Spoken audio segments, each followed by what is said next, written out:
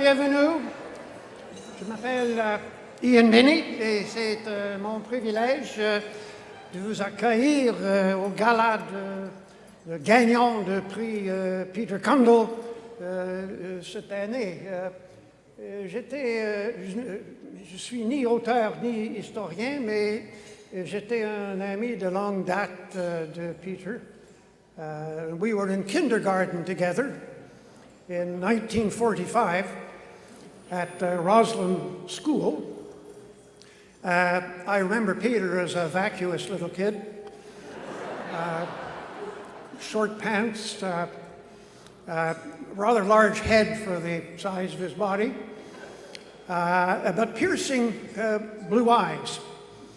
And the general impression remained as we worked our way through McGill, dragging through the lower quartile of our respective classes.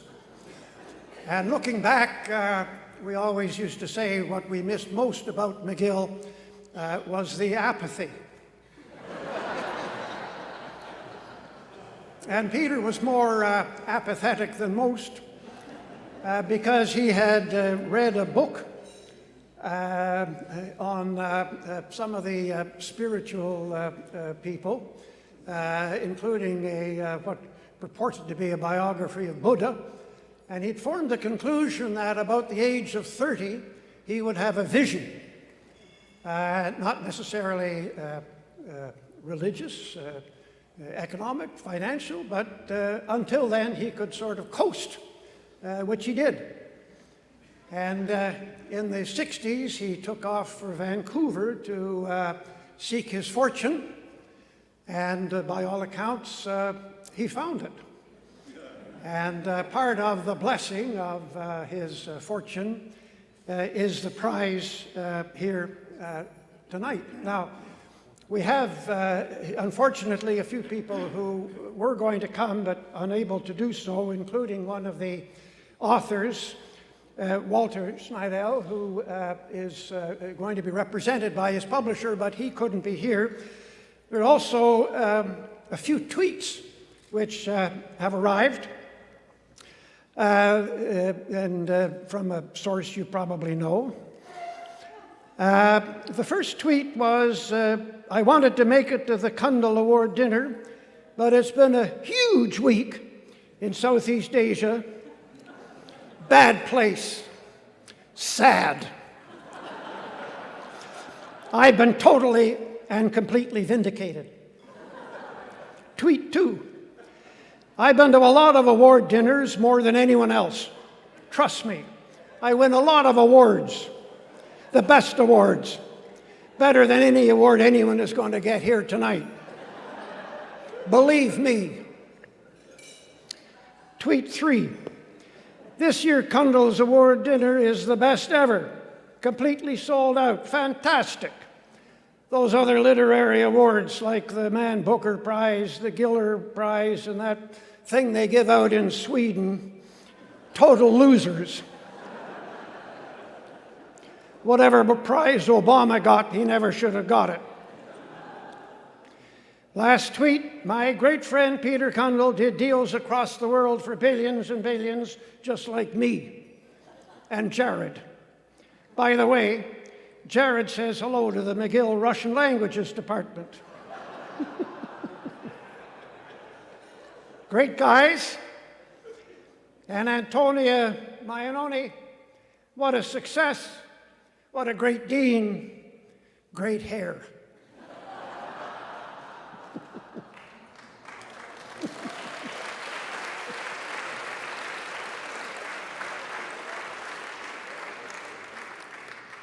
We now have a word, not from a missing politician, but a live politician who's here representing the Honourable Mélanie Joly, and ask David Lametti to come to the podium.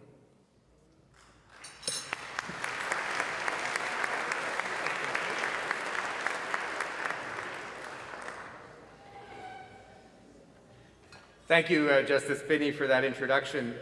My intimate knowledge of the Theberge case is something that I've taken with me around the world. While I was a a professor for many years here at McGill and before jumping into politics, so thank you. Thanks to all of you. Unlike Justice Binney, I'm a member of Parliament and a parliamentary secretary to innovation, and the worst thing that could happen to me this evening is that I end up on the front page of the Globe and Mail, having made policy, which is not something I want to do this evening. So if you don't mind, I'm representing Minister Joly tonight. I'm going to stick a little closer to script. So please bear with me. I don't have the liberty that Justice Binney now enjoys in his. That's a fair point. So first of all, let me acknowledge that we're on the unceded Aboriginal territory of the Mohawk, as well as the meeting place of many First Nations, including the Anishinaabe and the Algonquin peoples. Great to be back at McGill tonight, representing Minister Joly. Canadians are avid readers, and we bought more than 52 million books last year, including e-books and books in print. And regardless of format, books play a unique role in educating in our lives, in educating us and helping us escape reality. Sometimes I need to do that as a politician, and introducing us to new ideas and cultures. We've got a strong book publishing industry, generating some $1.7 billion in revenue annually. So our government is proud to support our publishers and ensure that our readers everywhere have access to a broad range of Canadian-authored books. And tonight we're celebrating history. Cet appui a été souligné dans le contexte de notre nouvelle approche sur les industries créatives, Canada Créatif. Nous nous sommes engagés à soutenir la production de livres imprimés et numériques en encourageant les approches novatrices de commercialisation des publications canadiennes. Voilà pourquoi nous investissons 125 millions de dollars sur 5 ans afin d'établir une toute nouvelle stratégie d'exportation culturelle. Cet investissement s'assurera que les livres canadiens se retrouvent dans les concours internationaux, comme justement le Cundill History Prize. As we celebrate Canada 150, what better time to reflect on how far we have come as a country and to look forward to the future with optimism. This year has given us the opportunity to ensure that those of us who've been left out of the historical narrative, whether it be Indigenous Canadians, women, young people, or the underprivileged, are part of that conversation.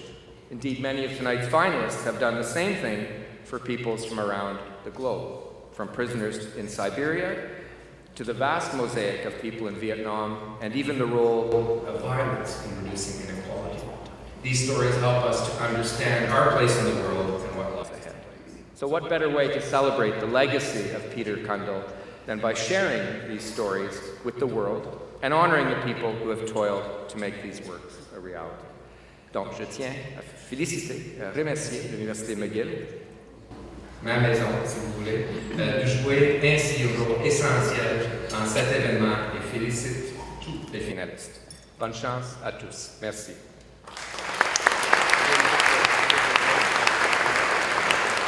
And I have the pleasure of introducing another old friend, the Dean of Arts and Administrative Chair of the Cundill Prize, Professor Antonia Naomi.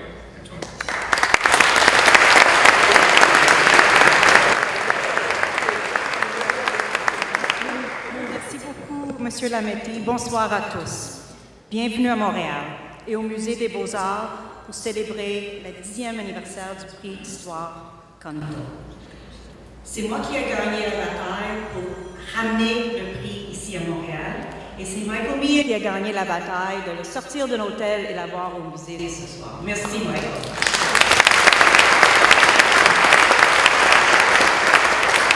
We're in a special place, Montreal, a special venue, the Montreal Museum of Fine Arts, because this year the Cundill History Prize celebrates its 10th anniversary. And it's indeed a fitting moment to review and celebrate the past achievements of the prize and the strength of what we consider to be its still young legacy in recognizing the most important works of history in the English language.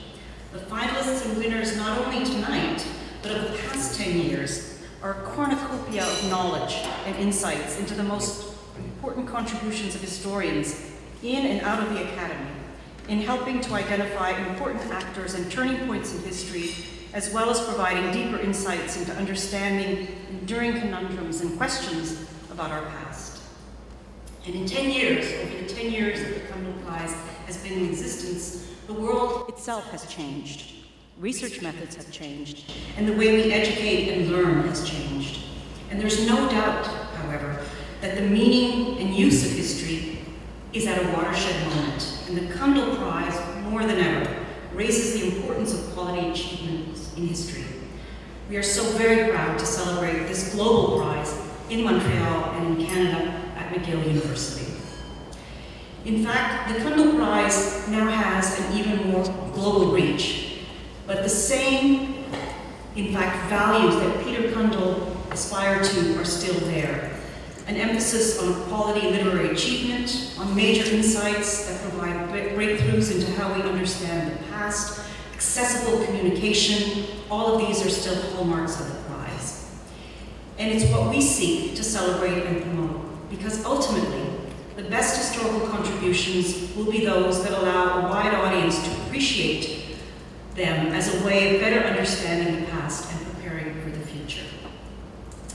And this special anniversary year is such a wonderful moment to gather together to, in effect, reflect on both the successes of the past and the future. This year, the prize has received a record number of submissions from publishers around the world. Over 300 books were submitted. This is unprecedented, and the other unprecedented news is the media interest and coverage of the prize's progression so far. In fact, this is the world's richest, quote, purse for a history prize and one of the largest nonfiction book prizes in the world. Tonight, we will be bestowing our 3 finalists with an award of $10,000 US, each with an additional $65,000 US for tonight's winner. I'd like to take a moment just to acknowledge that we have with us tonight the Principal and Vice Chancellor of McGill, Madame Suzanne Fortier, who is in attendance. Bonsoir, Madame. And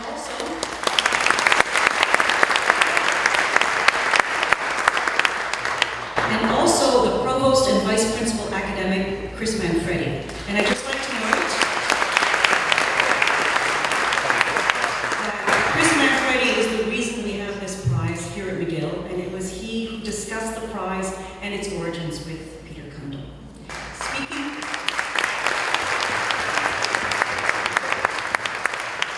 Speaking of Peter Cundill, I should note that, of course, we thank him and his legacy and the Peter Cundill Foundation. And in fact, 4 members of the foundation are present with us this evening: David Feather, Peter Webster, Christopher Risso-Gill, and of course our own Michael Meehan. Thank you very much for all your support.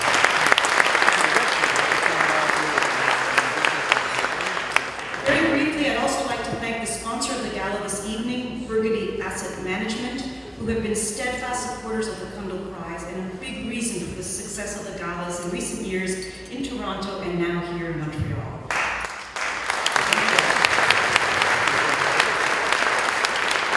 We even managed to have Tony Orell, the Chairman and CEO of the Burgundy Asset Management, with us, and along with him are other generous patrons of the evening: Michael Meehan and Kelly Meehan, Ryerson Simons and Michelle Simons, Kit Van Tolken, Scott Henderson, Hachette Canada, HarperCollins Canada, the Jackman Foundation, Penguin Random House, Sage Publishing, and the Walrus. Thank you all very, very much.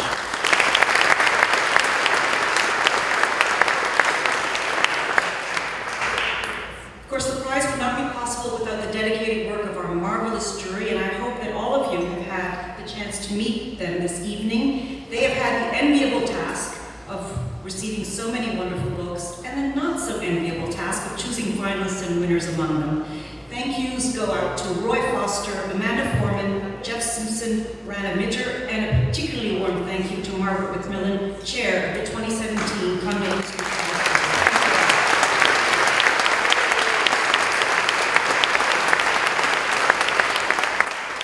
I'd like to to also quickly thank the Department of History for being such a great supporter of the prize this year, the team at the McGill Institute of Study Canada for organizing the prize, ably abetted by Fiona McMurrow and Daniel Cram of the UK-based FMC. I'd like to thank the advisory board, most of whom are now present here tonight, and most particularly all of you who have supported the prize through all the years. Thanks also to our volunteer extons now, Kathy Flanders, for her invaluable help with the gala and, in fact, choosing not only the venue, but also the meal. Avez-vous faim? Are you hungry yet? I hope so, because Kathy has a delicious meal that's chosen for you. And, of course, I'm sure you're hungry for the news of the prize winners, which will come very shortly. Alors, bon appétit à tous. Merci.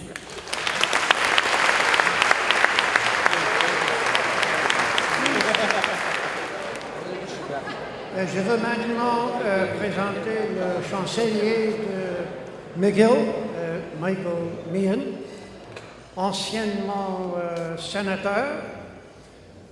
Somebody commented earlier that after somebody retires, it sometimes loosens their tongue. It would be nice to hear from Michael of his old friends in the Senate as to what the people who aren't thinking are thinking. And we will spare him the embarrassment. The only other thing I would say about Michael, who is also a classmate and the same apathetic generation as Peter Cundill and I, that when I referred earlier to Antonia, great hair, I was criticized when I sat down for being sexist. So I do want to say that Michael Meehan, as you will see, also has great hair.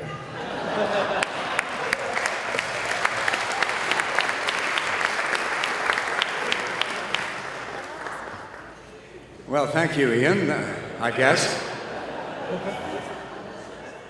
Whoever said you had to be stuffy to be a member of the Supreme Court of Canada? Actually, it hasn't changed Ian at all from my recollection of him in McGill. My most vivid memory was in the first year when we were weighing very serious decisions, such as which fraternity to join. And I drove Ian up to Douglas Hall, where he was residing in fine style, and said, Ian, I think you should join the Alpha Delta Phi. That's where I'm going. Fortunately for him, he didn't follow my advice and joined the KAs, and the rest is history. I joined the Alpha Delta Phi, and that also is history. But évidemment, je vous souhaite tous la bienvenue ce soir. Je remercie Antonia de ses présentations. Et j'aimerais souligner que je suis ici avec deux chapeaux, si vous voulez. I'm here as the Chancellor, and I'm also here as the representative of the Cundill Foundation on the advisory committee for the Cundill Prize. Now, I'm thrilled, wearing my Chancellor's hat, to see how many representatives of the university are here. Antonio mentioned about 5% of them.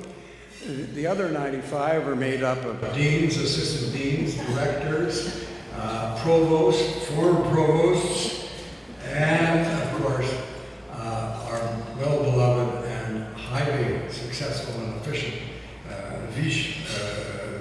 vice-chancelière et principale, Suzanne Fortier. So Suzanne deserves 2 introductions and 2 rounds of applause.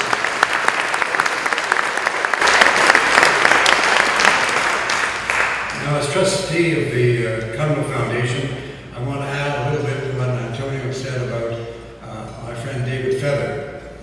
He also graduated from university, beginning with MC, McMaster, distinguished university in Ontario. And David is the chair of the Cundill Foundation board and has taken it on a particularly challenging juncture, and if I may say so, has done an outstanding job. David will be presenting the winner with their modest check for $75,000 US at the conclusion of tonight's festivities. Now, I also want to mention, as Antonio did, Christopher Riso Gill. Christopher has known Peter almost as long as I have, and Christopher is sitting over here.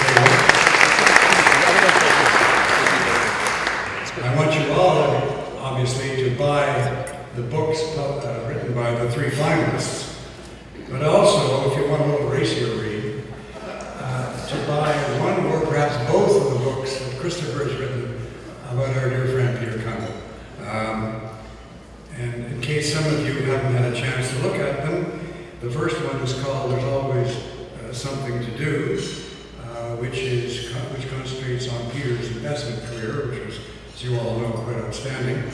And the second one, wait for it, is called Routines and Orgies. Don't get the wrong impression. These are political orgies or financial orgies, times of great intensity and excitement. And the subtitle is The Life of Peter Cundill, Financial Genius, Philosopher, and Philanthropist. So you get two perspectives on Peter, and I hope you'll consider buying both. And they'll be on sale along with the winners and finalist books outside. And last but not least, if I may, I just want to say a word about my friend who I grew up with here in Montreal, Peter Cundill. Peter was an extraordinary individual, and many of the people in this room tonight will remember him well. He was a man of intense curiosity. He was extraordinarily disciplined. For example, he would have a martini on a Monday, but only Monday. He would have a cigar on Tuesday, but only Tuesday, and on it went. And then Peter, through his curiosity, I think, was an inveterate traveler and a voracious reader, particularly of history. But I should tell you that, and some of you have heard this story before, so please doze off. Peter got a kind of a rocky start in his introduction to history. And that was in third year when we were taking Professor Cooper's course on the triangle trade between mainly the maritime provinces, the Caribbean, and the UK.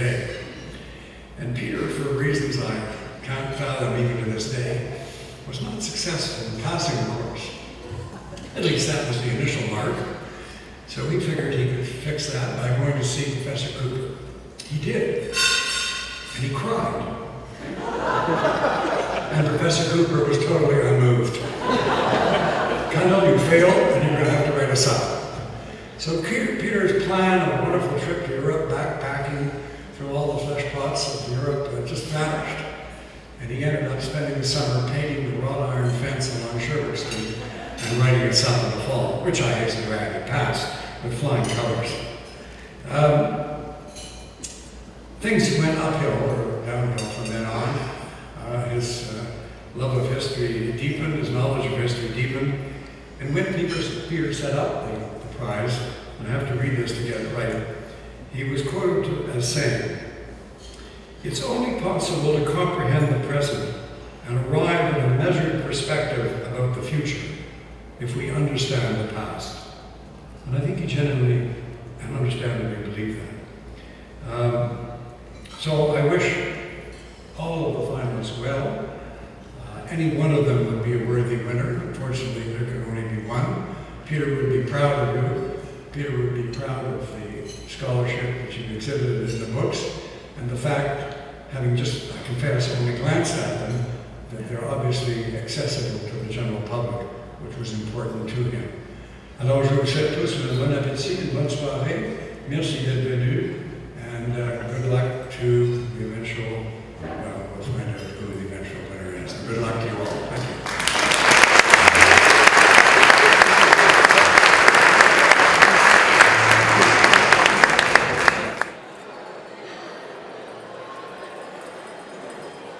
On va procéder à la prochaine étape de cette soirée, s'il vous plaît.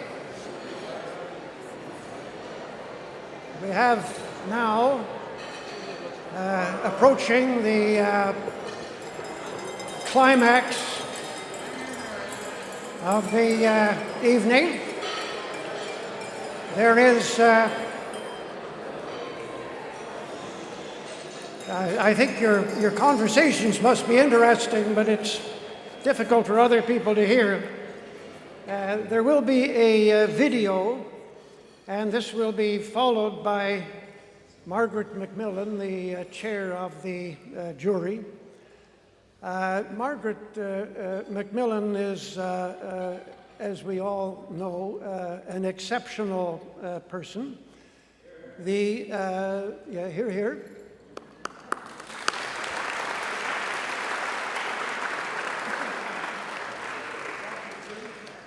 The terms of the Cundill Award is really to encourage an informed public debate through the wider dissemination of history.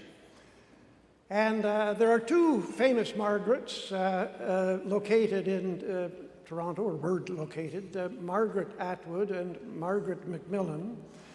Margaret Atwood was approached at one point by, or crashed into, was better put, a stockbroker who was something at a loss of something to say. So he said, my wife has read all your books. And she said, and what sort of books do you read, big boy? And the fact is that big boys read Margaret Macmillan's books.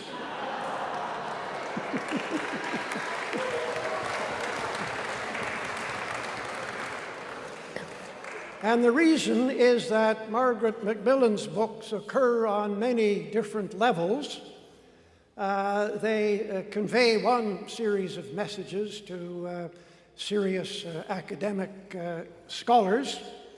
I read them because they're fun. Paris 1919 being probably the leading one that most of us have read, is full of tremendous jokes. And it interested me to pursue some of the characters she developed, in particular Georges Clemenceau, and a couple of nice comments by Clemenceau, who seems to have been a great wit, at least as brought to life by Margaret Macmillan. One of his great comments is that civil servants make ideal husbands. When they get home, they're well rested and they've already read the newspaper.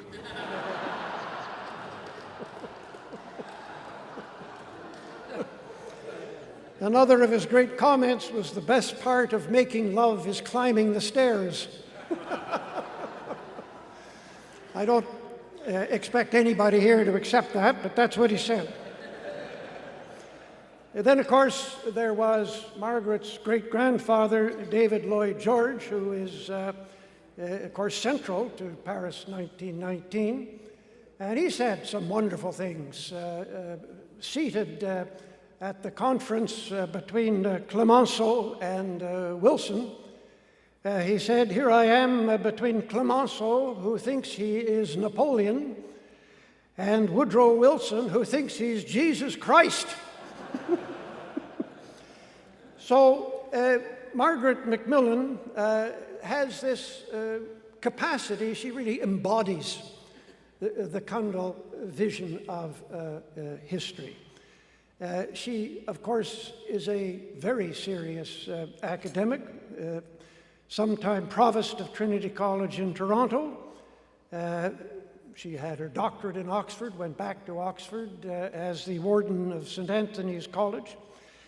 She is a superstar, and the Cundill Awards Committee is deeply appreciative of the wonderful work she did, and more generally for her tremendous contribution to putting Canadian historical writing on the map.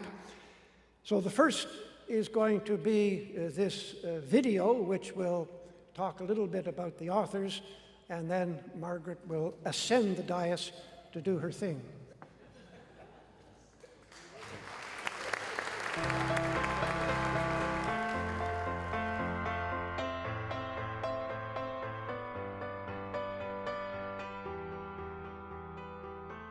History really helps us to understand ourselves, understand others, and formulate the sorts of questions we need to deal with complicated times. The Cundill History Prize was set up at McGill University in 2007. It was, in fact, endowed by Peter Cundill, a McGill graduate, who was very well known for his career in investment management, but someone who himself was a globetrotter and who relished the idea of thinking about how to celebrate history and bring history to a wider audience. Peter Cundill believed that by understanding history, we could better face some of the challenges of the present. And his incentive was to allow for not only students, but wider audiences of all kinds to become more familiar with great works of history. It was agonizing deciding on this shortlist because the range and the interest and the weight of the stuff that came in was so impressive. I think one thing this prize has shown is the vitality of history writing. One of the things that's most notable about this shortlist is how extensive, how global the questions that it deals with are. Now, of course, we have there studies of two particular countries, Vietnam and Russia, and also a wider study that draws in material from different sorts of countries and different sorts of time zones.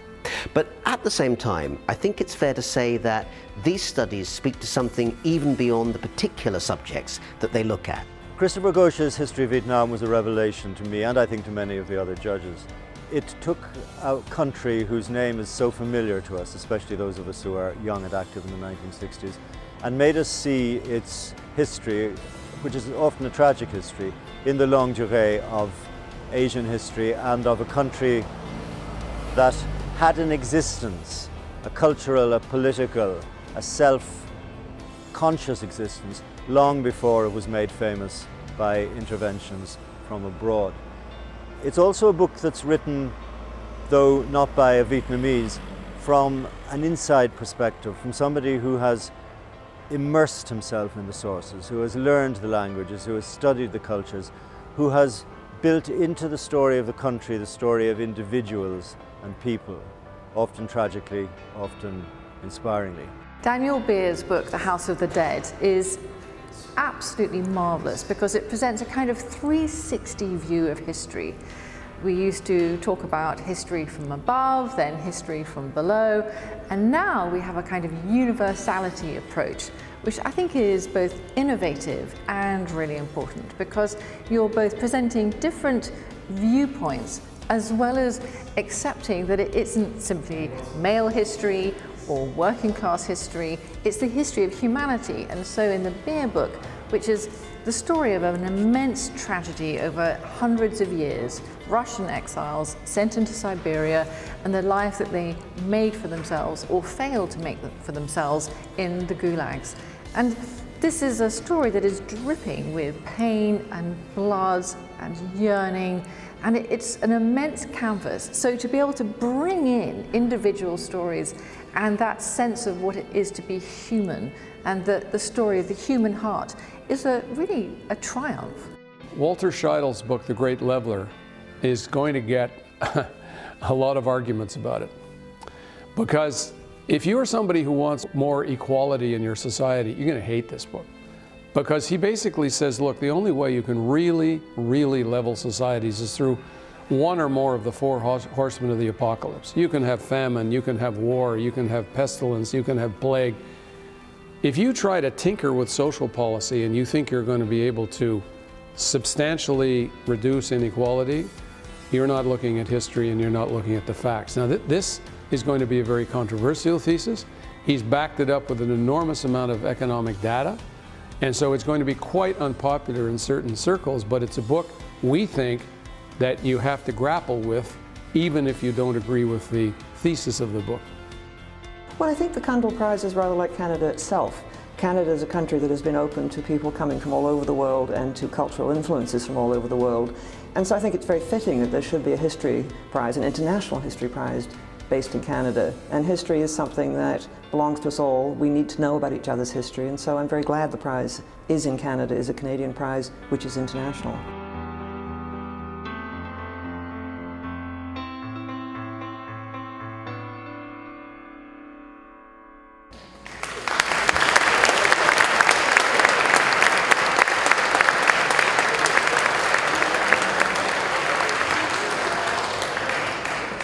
Bonsoir à tous. C'est un grand plaisir d'être ici ce soir à la fin d'une longue journée. We haven't read over 300 books, but we had over 300 books. And others have said thanks, and I just want to echo those thanks to the Cundill Foundation, to Peter Cundill for thinking of this prize in the first place, to McGill for keeping it going.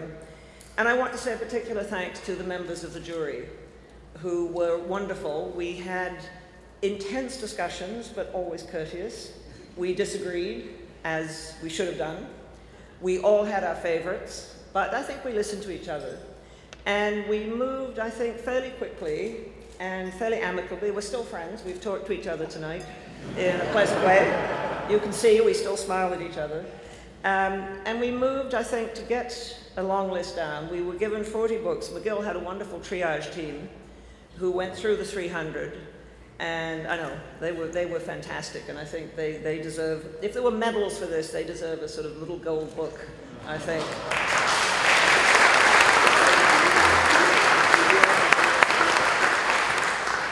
They sent us each boxes of 40.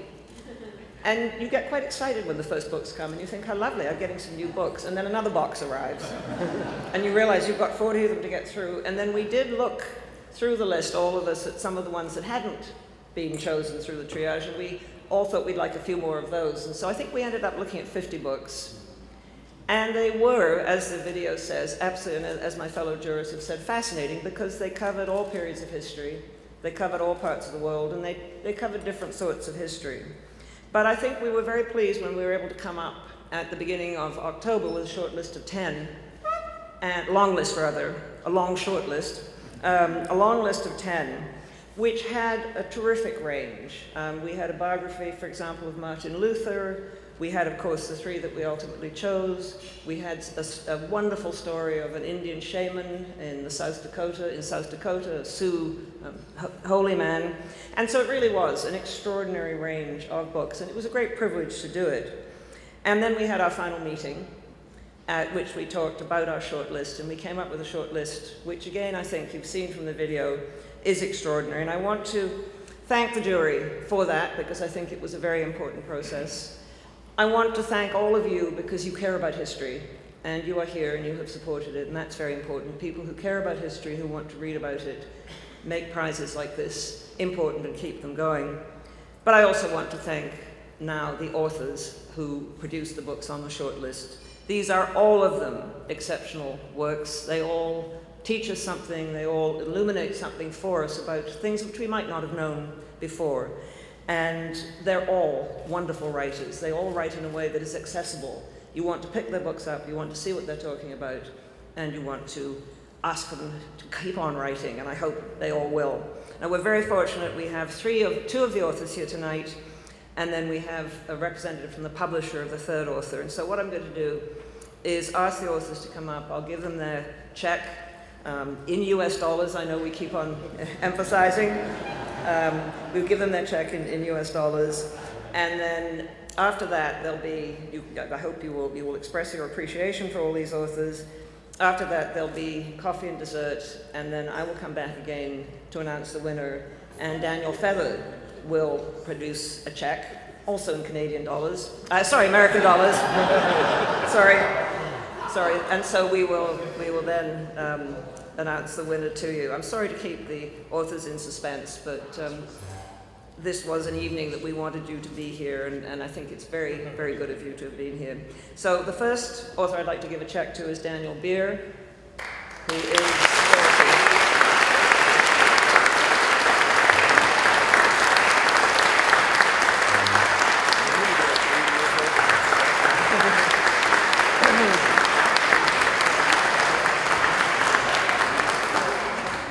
and our second author, and this is entirely in alphabetical form, so you can't read anything into it, is Christopher Gosha, who is...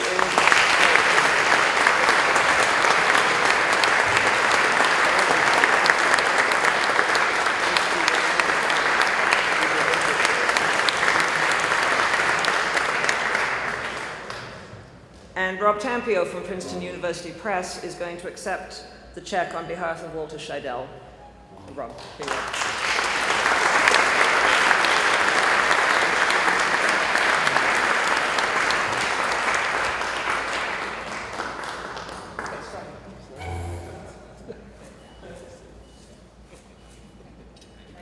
Thank you. And I'll be back again after dessert and coffee. Thank you.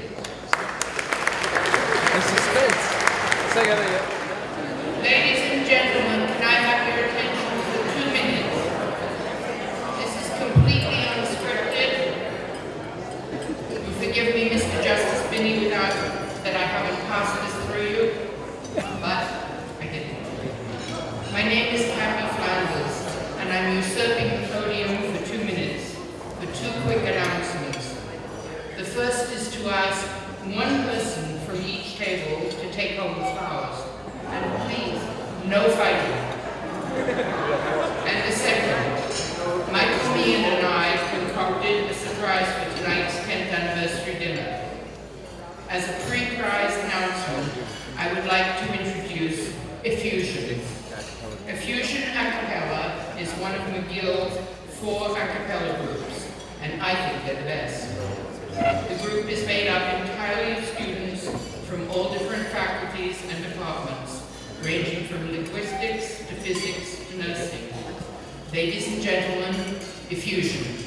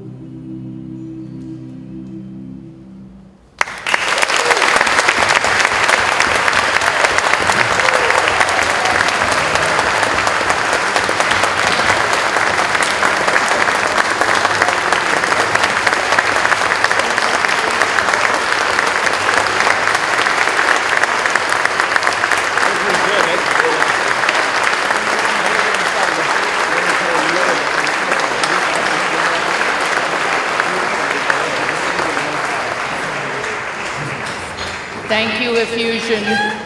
I think they were wonderful. And I also thought that it was particularly appropriate that Leonard is watching us over there. Now on with the show. We now come to the moment which, in a way, this whole dinner and the whole event has been about, and that is to choose the winner and announce the winner of this year's Cundill Prize. It was not an easy choice because all three books on the shortlist were exceptional in their way. But after a great deal of discussion, I have with me David Feather from the Cundill Foundation, who is going to present the check, and then the winner will say a few words. But as I said, it was a very, very difficult decision, and I want to salute all three people on the shortlist because they all did exceptional work. But in the end, thank you.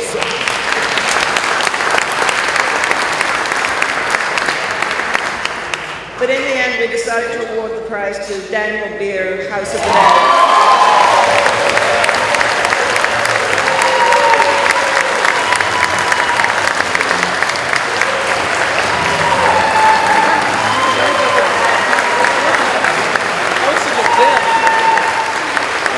Congratulations. Really well deserved. Great book.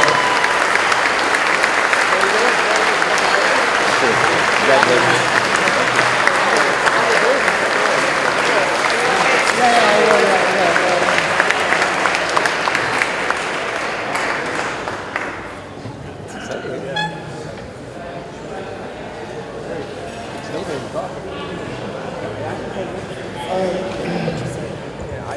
So if I look faintly shell-shocked, it's because I am.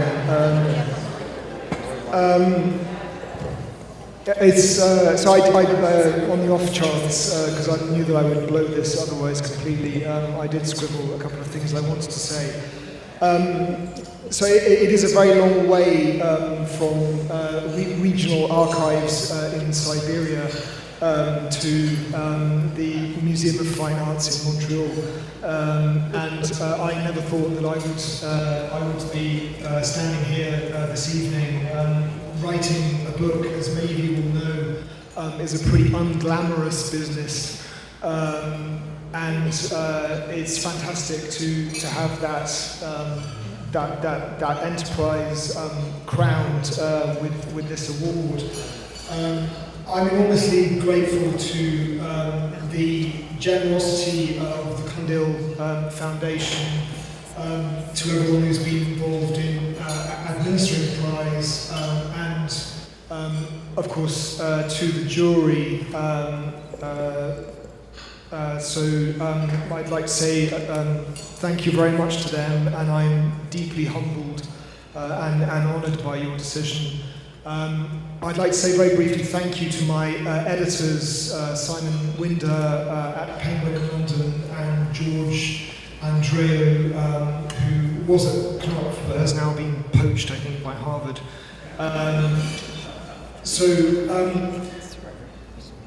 I guess lots of people, I know that I'm standing in the company of lots of people who've also written books, and I'm sure many of you also have long-suffering spouses and partners on whom you inflicted countless drafts of chapters. Not all of you will be lucky enough to have a partner who is also a high-flying academic in basically an adjacent field, and far fewer of you will be lucky enough to have a partner who's not only a high-flying academic in an adjacent field, but was also a trained copy editor at the New Yorker.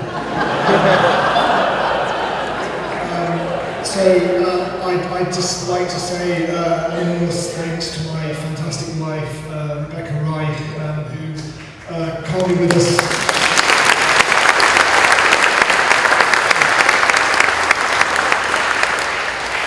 Can't be with us this evening because she's doing the supremely important job of looking after our one-year-old daughter back in Cambridge, England.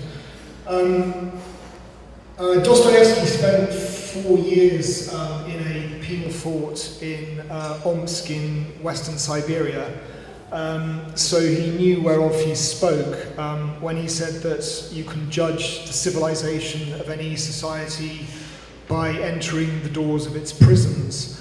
And I hope that my book doesn't serve to sort of create an exotic image of Russia as a land of unusual torment, but that it speaks to problems that we continue to face in our own societies today about how we manage crime and social disorder, and how we deal also with the threats of sedition and terrorism, and how we manage to preserve a kind of moral economy and a sort of moral basis to the way that we deal with those challenges. So I hope that it speaks to us and to the kind of dilemmas with which we continue to grapple today.